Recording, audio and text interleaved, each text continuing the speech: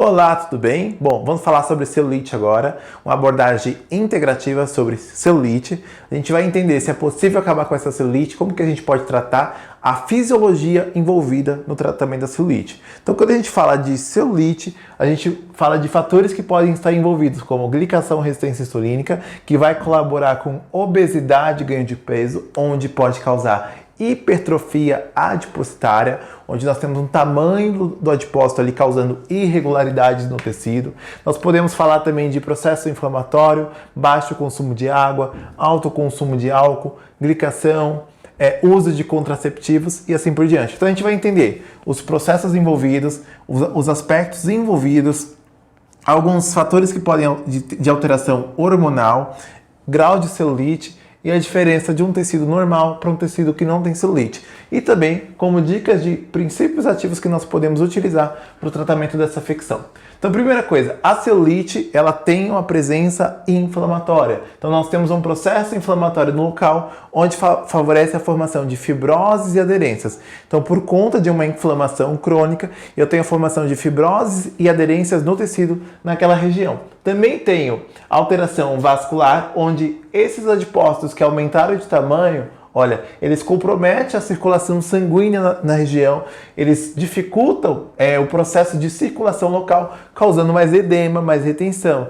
Então, o paciente que tem celulite, muitas das vezes, ele tem uma vascularização reduzida no local. E o que acontece? Como a vascularização é reduzida naquele local, naquele ambiente, o que vai acontecer? Vai ocorrer uma compressão, o paciente vai sentir mais dores. Paciente que tem vascularização comprometida nessa região, ele tem uma tendência até a formação de microvasos. Então, aqueles microvasos é um sintoma de que aquela circulação não está funcionando muito bem e muitas das vezes vem acompanhado da celulite. Então, a questão vascular é um ponto, a inflamação que nós temos ali é outro ponto, por conta dessa alteração vascular, essa compressão dos vasos, a gente tem processo de edema na região e hipertrofia adipositária. Então, o adipócito ele aumenta de tamanho.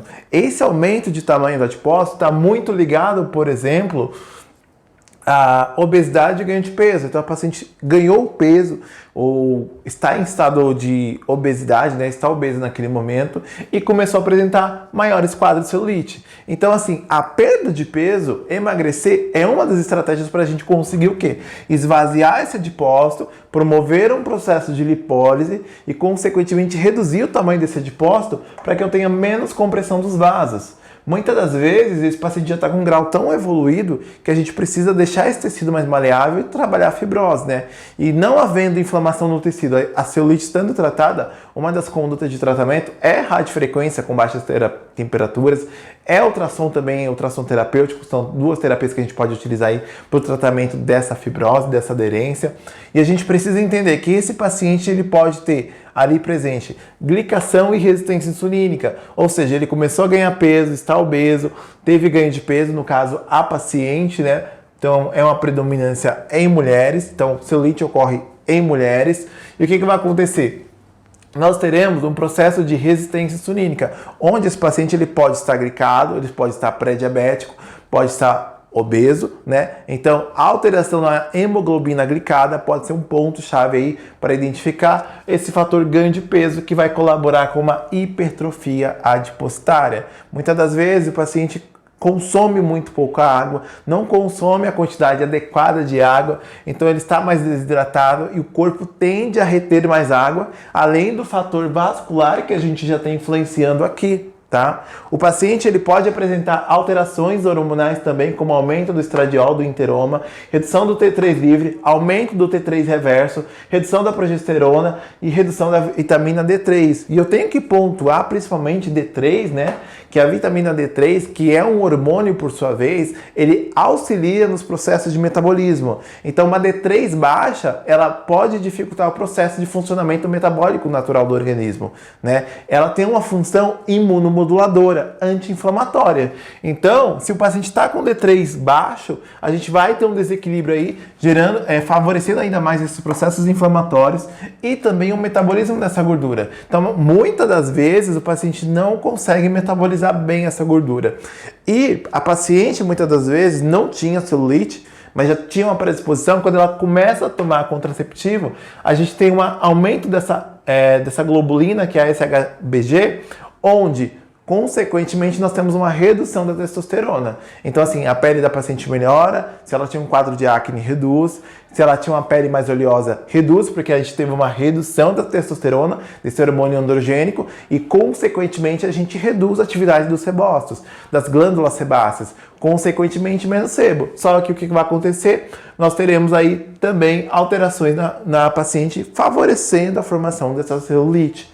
Então veja que nós temos inflamação, temos alteração tecidual, temos hipertrofia adipositária. Outro ponto que eu tenho que mostrar aqui para vocês. Aqui nós temos duas camadas de tecido, que a gente tem tecido adiposo superficial, tecido adiposo profundo. E muitas das vezes a predominância de alteração na celulite, na FEG, é o quê? A alteração na superfície da pele, ou seja, nas camadas de gorduras que estão mais próximos da derme, que são tecido adiposo conectado e próximo da derme. O que vai acontecer com esse tecido adiposo superficial? Ele vai aumentar e vai começar a mostrar irregularidades. Dependendo desse nível de celulite, do grau de celulite, essa irregularidade ela pode ser visível ou não. Então, por exemplo, primeira coisa que eu preciso entender, a celulite é um aspecto de celulite? Será que aquela paciente ela não tem só flacidez e baixa atividade muscular? Ou ela realmente tem um quadro de celulite ali? Então a gente muitas das vezes faz uma avaliação do paciente e ele não tem celulite. Ela tem um aspecto de celulite, tá ok? Mas então, se o paciente... No momento da avaliação, se eu quero identificar qual o grau de celulite do meu paciente, eu preciso identificar. Quando eu apalpo, obelisco, eu consigo visualizar uma alteração no tecido ali já. Porém, se eu não mexer, eu não consigo verificar nada. Então, a gente tem uma característica de celulite de grau 1. Porém, no grau 2, a gente já começa a apresentar irregularidades no tecido. Porém, são irregularidades que não são visíveis. Então, eu preciso passar a mão para sentir aquela irregularidade no tecido. Se eu não passo a mão, se eu só olho, eu não consigo identificar. Porém, a gente precisa entender que até esse momento não tem dor. No grau 3, a gente já começa a ver ondulações visíveis sem tocar e sem apalpar. Então, ela vai subindo os degraus, vai subindo os graus conforme a gente tem uma piora no quadro. E esse quadro ele pode se aumentar por vários fatores. Fatores hormonais, alterações hormonais, processos inflamatórios e hipertrofia adipositária. Tá ok? E quando a gente fala de celulite grau 4, eu falo de nódulos, eu falo de formação de nódulos na região, já começa a apresentar um processo inflamatório, já tem um intenso processo fibrótico e a gente tem inflamação na região, tá? Então, assim, terapias que nós podemos utilizar. Laser de baixa, Laser de baixa. Deixa eu aqui. Laser de baixa. Laser de baixa intensidade, como pode ser o infravermelho e o laser vermelho, gosto dos dois, principalmente o infravermelho que vai interagir com o cromóforo da água, favorecendo como eu posso dizer, a drenagem dos líquidos na região, Drenagem linfática também é bem-vinda, vacoterapia. Deixa eu apagar aqui. Então, a vacoterapia nós podemos utilizar também como ferramenta adjuvante no tratamento. A intradermo, intradermoterapia excelente.